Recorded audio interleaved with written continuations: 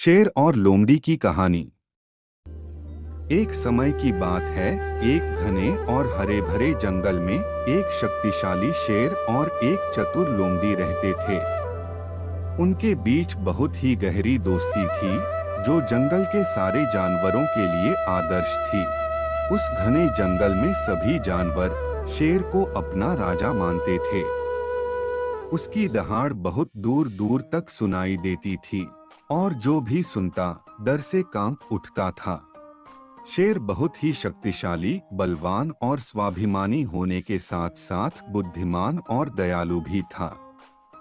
वह एक निष्पक्ष और न्यायप्रिय राजा था और सभी जानवर उसका सम्मान करते थे।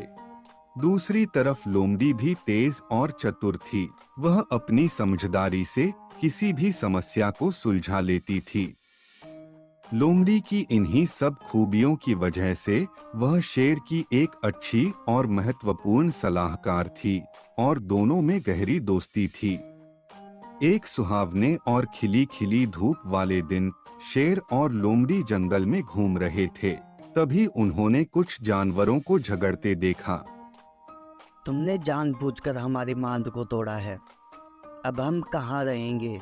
हमारा घर टूट गया है। वहाँ क्या हो रहा है? ये इतना शोर क्यों कर रहे हैं? ये तो वहीं चलकर पता चलेगा। शेर और लोमड़ी उनके पास आते हैं। देखो भाई, हमने जानबूझकर कुछ भी नहीं किया है। हम भोजन की तलाश कर रहे थे और तभी अनजाने में तुम्हारी मांद पर हमारा पैर पड़ गया और वह टूट गई। क्या हुआ? तुम सब इतना शोर क्यों कर रहे हो? आज अचानक इन सब हाथियों ने हमारे ऊपर हमला कर दिया और हमारा घर तोड़ दिया। अब हम कहाँ जाएंगे, कहाँ रहेंगे? यह झूठ है। हम सब भोजन की तलाश कर रहे थे और अनजाने में इनकी मांद टूट गई। इसमें हमारा कोई दोष नहीं है। वो सब हम नहीं जानते। हमारा तो नुकसान हो गया ना। हमारा घर टूट गया। हमें मुआवजा चाहिए, नहीं तो हम आंदोलन करेंगे। यह केवल एक दुर्घटना है। हम मुआवजा नहीं देंगे।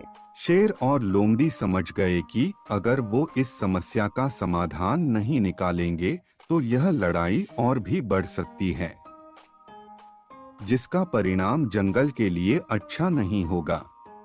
शांत हो जाओ। ऐसे लड़ने झगड़ने से कुछ नहीं होगा। इस तरह जंगल का माहौल खराब मत करो।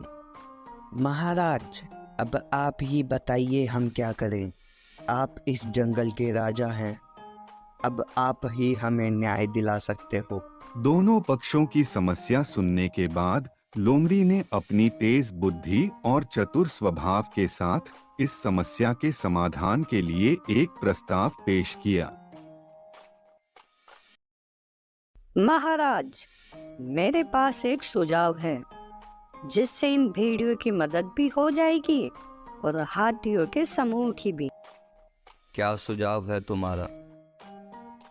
हाथी अपनी शक्तिशाली सूंड से भेड़ियों का नया और बेहतर घर बनाने में मदद कर सकते हैं, जबकि भेड़िए अपनी सूंघने की शक्ति से हाथियों के लिए भोजन को ढूंढे। इस तरह दोनों पक्षों को लाभ होगा और जंगल में शांति भी बनी रहेगी। अगर आप कहेंगे तो यह सब मान जाएंगे। ठीक है, तुम्हारा सुझाव मुझे पसंद आया। अब तुम सभी एक साथ मिलकर एक दूसरे की मदद करना। हाथी और भेड़ियों को पहले तो हिचकिचाहट हुई, लेकिन लोमड़ी का चतुराई भरा प्रस्ताव और शेर की शक्ति को भांपकर दोनों पक्षों ने इस प्रस्ताव को मानने का फैसला किया। यह कहानी हमें सिखाती है कि एकता में बल होता है और सच्ची दोस्ती किसी भी मुश्किल को पार कर सकती है।